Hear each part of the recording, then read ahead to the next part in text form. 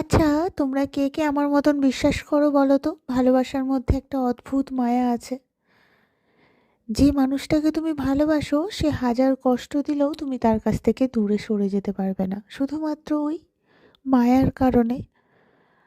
আবার সেই মানুষটার কোনো ব্যবহারে তুমি যদি ভেঙে চূর্ণ-বিচূর্ণও হয়ে যাও, তাকে কোনো কারণে তুমি ঘৃণা করতে পারবা না।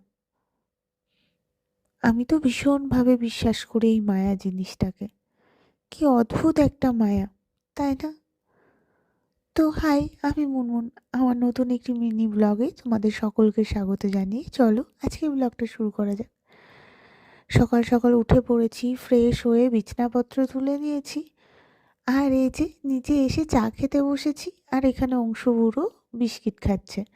আমিও এক কাপ গরম কফি নিয়ে বসে পড়েছি।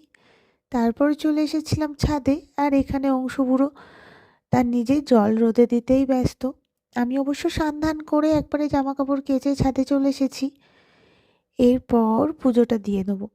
আর এখানে অংশু আমায় হেল্প করে দিচ্ছে জামা কাপড় মেলতে, একটা একটা করে জামা কাপড় হাতে হাতে এগিয়ে দিচ্ছিল।